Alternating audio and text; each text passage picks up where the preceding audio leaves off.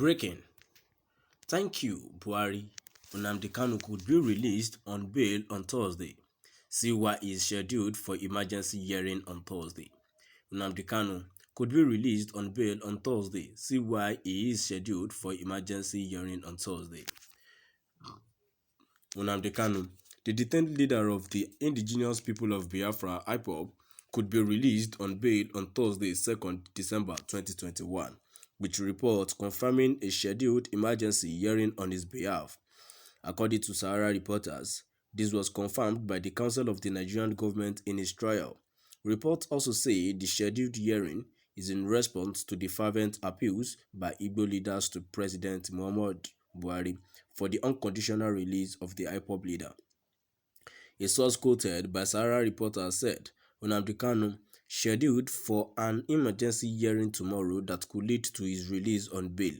This is in response to Igbo elders' request for his release.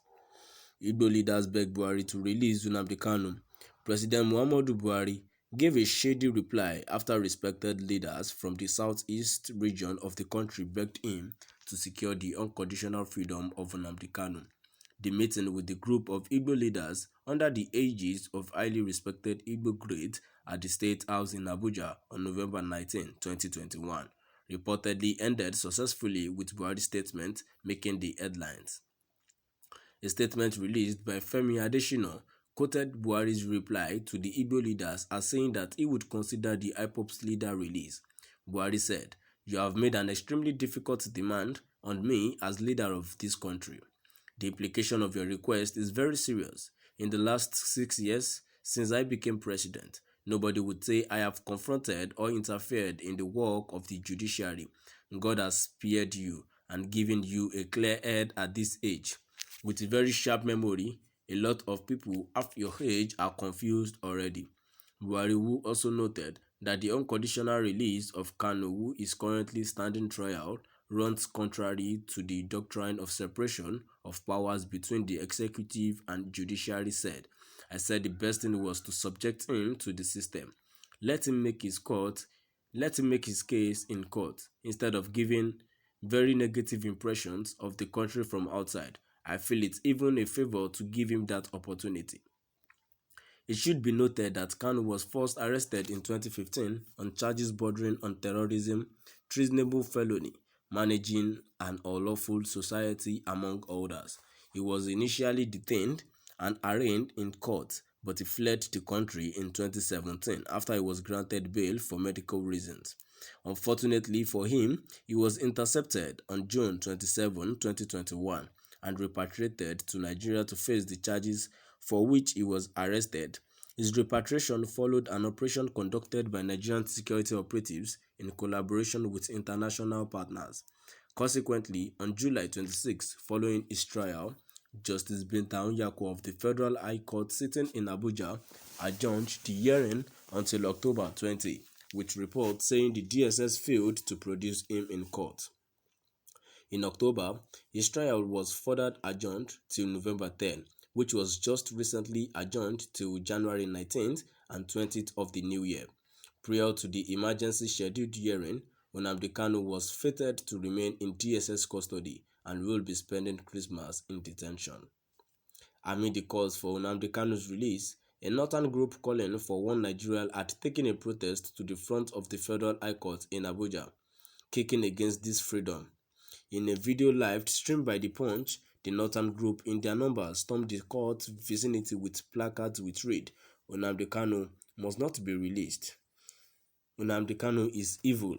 Nnamdi Kanu is a terrorist. Nnamdi Kanu killed Ahmed Gulag. Nnamdi Kanu killed innocent Nigerians."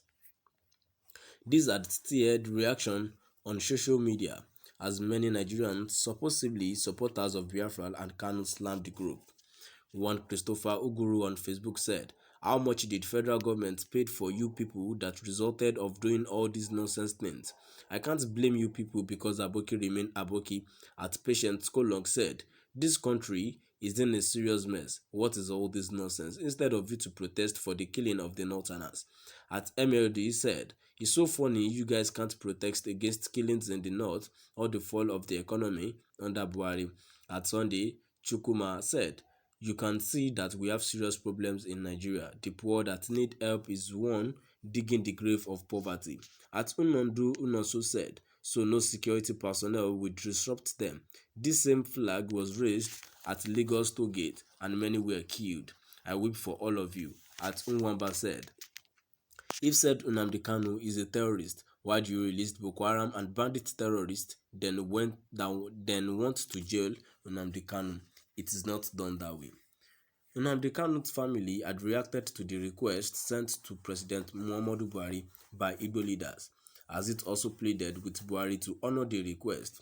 In what also appeared to be a warning to the president, Nnamdi Kanu's family urged Buhari to aid to the pleas by Igbo leaders and release their son, warning that Nigeria might not be able to contain the aftermath of any such eventualities should anything happen to the IPOB leader, who is battling with the deteriorating health. Kanu's younger brother, Prince Emmanuel, urged Buhari to consider the request by the eminent Igbo leaders as a mark of respect for the Igbo nation.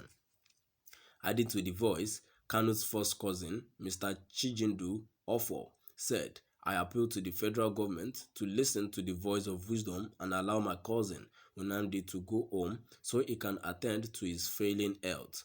Nigeria may not survive the fallout of anything untoward happening to my cousin, so why not save the country such needless pains, he said. Reacting contrary to the pleas, one Omoba Adedeji on Facebook said, Abiola died, nothing happened. Abacha died, nothing, many more influential Nigerians died, nothing happened. Therefore, even Nnamdi Kanu dies one way or the other, absolutely nothing will happen. When Nnamdi Kanu was misbehaving and inciting his hyper-beast and unknown gunmen to kill and maim innocent Nigerians, where were these people talking now? Will Nnamdi Kanu restore the lives of those who had died and property destroyed as a result of his reckless utterances? At Abdulaziz said, this Igbo leader's request for unconditional release of Nnamdi Kanu is not different from Sheikh Gumi's request on amnesty for bandits. If the federal government succumb to Southeast blackmail, then Gumi's request too must be granted. In fact, all prisons' gates must be open to release all the inmates. Northerners will never meet the president to plead for the release of a criminal. What's your opinion on the emergency scheduled hearing for the IPOB leader? Don't you think it is a courtesy of Buhari? Now I've come to the end of our today's news, and now before I go, let's move to the comment section and let's know what the essay is all about. The first comment which I have says, is Nnamdi Kanu a criminal or had he killed anyone? Have you people thought about IDP camps? Who made them to be there? Is it Nnamdi Kanu? All this killing in the northeast and northwest, is it Kanu the cause?